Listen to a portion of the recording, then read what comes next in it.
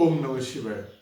मित्रों, मैं राजकुमार परम कल्याण साधन यूट्यूब चैनल में आप सभी लोगों का तहे दिल से स्वागत करता हूं। मित्रों, चर्चा को आगे बढ़ाने से पहले मैं अपने गुरुदेव आचार्य चंद्र प्रकाश जी को सहृदय नमन करता हूं एवं उनके चरणों में कोटि कोटि प्रणाम करता हूं। मित्रों, आज की चर्चा का विषय है, अगर आपके दीपक में फूल बनता है, अगर आपके दीपक में फूल बनता है तो इसके क्या संकेत हो सकते हैं। अगर आपकी दीपक में फूल बनता है तो इसके क्या संकेत हो सकते हैं, ध्यानपूर्वक सुनिएगा।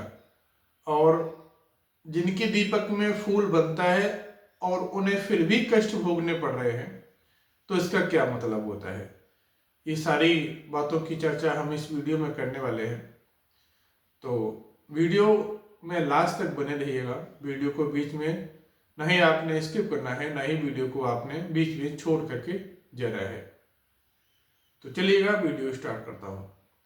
अगर जिन भक्तों के जीवन में फूल बनता है, जिन भक्तों के जीवन में फूल बनता है, मान लीजिए अगर वो भोलेनाथ के भक्त है, अगर वो भोलेनाथ के भक्त हैं, उनकी पूजा करते हैं, सुबह शाम पूजा करते हैं और सोमवार को भी पूजा करते हैं, उन्हें अपना इष्ट मानते हैं। देखिएगा, हमें पूजा उनकी ही करना चाहिए जो जिन्हें हमारा हृदय मानता है। ऐसा कोई भक्त नहीं होगा, हर किसी के हृदय में कोई न कोई इष्ट, उनके प्रति लगाव ज्यादा होगा। जिससे कि हम ही क्यों ले लीजिएगा, हमारे अंदर हकीकत बताते हैं, हनुमान जी महाराज के प्रति अति प्रेम है। अगर हनुमान जी महाराज की जहां पर कोई आरती या कोई चर्चा चल रही हो या कोई भजन हो रहे हो तो वहां पर रुकने का मन करता है, चाहे वो कितने भी इमरजेंसी में हो, फिर भी मन करता है रुक के 2 मिनट रुक जाते हैं और सुन लेते हैं। हमारे हनुमान जी महाराज की जहां भी उनकी चर्चाएं होती हैं, उनकी भक्ति के गुणगान होते हैं, वहां पर हमारा हृदय स्वतः ही रुकने को मन करता है। रुक जाते हैं, सुन लेते हैं, फिर चलते हैं, जो भी होगा बाद में देखा जाएगा। तो इस तरह कोई भी, हर कोई भक्त काली माँ को कोई पूजता है, तो कोई भैरव बाबा को पूजता है, कोई भोलेनाथ को पूजता है, और कोई गणेश भगवान को पूजता है, कोई माता लक्ष्मी को पूजता है, कोई विष्णु भगवान को पूजता है। हर किसी के हृदय में सबके अलग अलग अपने इष्ट के प्रति प्रेम होता है। तो बात यहां पर ये चल रही है कि अगर आपके दीपक में बात इष्ट से नहीं है, कोई पर्सनली भगवान से नहीं है, अगर आप भोलेनाथ की पूजा करते हैं तो ही आपके दीपक में फूल बनेगा। आप हनुमान जी महाराज की पूजा करते हैं तभी आपके दीपक में फूल बनेगा, या आप काली माँ की पूजा करते हैं तभी आपके दीपक में फूल बनेगा। ऐसा कुछ नहीं है। आप जिस इष्ट को प्रेम करते हैं, आप जिस इष्ट को हृदय से मानते हैं, उनकी पूजा अर्चना करते हैं, और पूजा अर्चना नहीं भी करते हैं, बस हृदय से मानते हैं। देखिएगा, भगवान भाव के भूखे होते हैं। जरूरी नहीं है कि आप घंटे भर पूजा करो तभी आपको उसका फल मिलेगा। आपके अंदर आप जिस इष्ट को मानते हैं, आपके अंदर प्रेम है उनके प्रति, आप मन ही मन उनका गुणगान करते रहिएगा, मन ही मन उनका नाम लेते रहिएगा। इससे बड़ी पूजा कोई भी नहीं है। एक भक्त जो सिर्फ 1 घंटे पूजा कर रहा है, एक भक्त पूरे जब तक जाग रहा है 12 से 14 घंटे 16 घंटे तक अपने इष्ट को पुकार रहा है, तो भक्ति किसकी बड़ी है? उस भक्त की जो पूरे दिन पुकार रहा है। तो इसमें कोई निश्चित कोई भगवान से नहीं है, आप उन भगवान की पूजा करोगे तभी आपके दीपक में फूल बनेगा। आपके दीपक में फूल बनता है तो आपके इष्ट आपसे बहुत खुश हैं। और इसमें क्वेश्चंस ये भी आएंगे, ऐसा कुछ नहीं है वो तो बन जाता है। तो और दीपक देख लीजिए, आप पूजा करते हैं, आपकी भक्ति अगर अटल है तो आपके दीपक में फूल बनता है, पड़ोस में जाके देखिएगा फूल बनता है नहीं बनता है, खुद ही पता लग जाएगा। ऐसे आप विश्वास नहीं करेंगे शायद, आप खुद जाकर के देखिए कि आपके दीपक में फूल बनता है या नहीं। ऐसे कोई आपसे बातें करेगा, चर्चा करेगा, आप नहीं समझेंगे। आप खुद देखिए फिर विश्वास करिए। तो अगर आपके दीपक में फूल बनना शुरू हो गया है तो आपकी भक्ति को, अपने आप की भक्ति को बढ़ाना चाहिए। अगर आप इस समय 1 घंटे का समय दे रहे हैं, आपको 2 घंटा करना है। आपके इष्ट आपको वहां तक पहुंचाना चाहते हैं जिसके लिए आप बने हैं। उनकी कृपा आपके ऊपर है, जो उनके प्रति आपका इतना लगाव है और आप उनकी सानिध्य में हैं।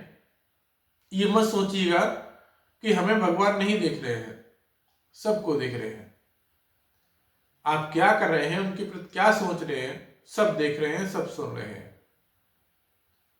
अगर आपके दीपक में फूल बनता है, आपको अपनी भक्ति उनके प्रति बढ़ाना है, अब वो समय आ गया है, अब आपने भक्ति करने का समय आ गया है।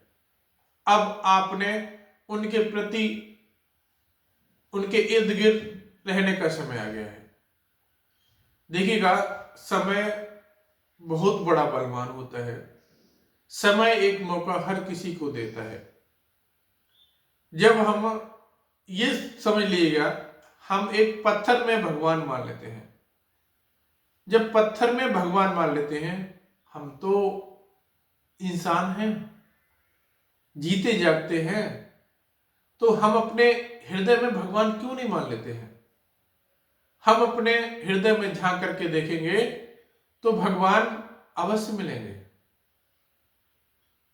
और आपने जब पत्थर में मान लिया कि भगवान इसमें है, तो आप ये भी सोच लीजिएगा, हमारे हृदय में हर वक्त भगवान रहते हैं। जैसे कि हनुमान जी महाराज ने खुद आभास किया, वो जानते थे कि हमारे अंदर श्री राम जी हैं, और जब लोगों ने नहीं माना तो सीना चीर के दिखा दिया, निकले उनके अंदर। तो आपको हर वक्त अपने हृदय में यही एक आशा रखनी है, एक अपने इष्ट के प्रति प्रेम रखना है कि हमारे अंदर भगवान है। और आपके दीपक में फूल बनता है, फिर उसके बाद भी अब दूसरी बात आती है, आपके दीपक में फूल बनता है, उसके बाद भी आपको कर्म भोगने पड़ रहे हैं। देखिएगा, जो हमने पाप किया है उसका कर्म तो भोगना पड़ेगा, चाहे आप कुछ भी हो, बच नहीं सकते हो आप। वर्तमान समय में जो प्रेमानंद जी महाराज हैं, उनसे बड़ा संत तो कोई हो ही नहीं सकता है। अब देखिएगा, वो राधा रानी के हर वक्त गुणगान, उनकी शरण में ही रहते हैं, फिर भी उनकी किडनियां फेल है। और वो राधा रानी के, अगर हम कहते हैं नॉर्मल इंसान होते तो अब तक तो कब के ऊपर जा चुके होते। उन्हीं की आशीर्वाद से वो यहाँ पर हम सभी के बीच में, हम सभी को ज्ञान बांट रहे हैं। अब आप कुछ वर्षों पहले की देख लीजिएगा, भीष्म पितामह जी को, भीष्म पितामह जी को इच्छा मृत्यु प्राप्त थी। जब इच्छा मृत्यु प्राप्त थी तो वो जब चाहे अपने प्राण दे सकते थे, लेकिन उनसे भी एक पाप हुआ था। जब वो शिकार करने के लिए जा रहे थे, एक सर्प बीच रास्ते से निकल रहा था। उन्होंने सोचा कि अगर बीच रास्ते में घूम रहा है, अगर इसके ऊपर से कोई इधर से रास्ता है घोड़ों की टापें पड़ेंगी, हाथियों की पैर से दब जाएगा, मर जाएगा। उन्होंने अच्छा सोचा, उससे उस सर्प को अपने भाले से फेंक दिया। अब वो कटीली झाड़ियों में गिरा, उसके सर बदन में, पूरे बदन में कांटे ही चुभ गए। बेचारा तड़पता बिलखता हुआ मर गया। अब वो पाप उनसे हुआ है, वो भी उन्हें भोगना पड़ा। वो चाहते तो तब अपने प्राण दे सकते थे, फिर भी उन्हें अंतिम समय में सरसैया पर, बाणों की सैया पर लेटना पड़ा। जैसे कि उन्होंने उस सबको फेंका था, तो उसके भी बदन में कांटे चुभे हुए थे, वैसे ही उनके भी बदन में बाण चुभे हुए थे। आप जिसके साथ जैसा करोगे, आपको वो फल भोगना पड़ेगा। आप उस फल से बच नहीं सकते हो, चाहे आप कुछ भी करें।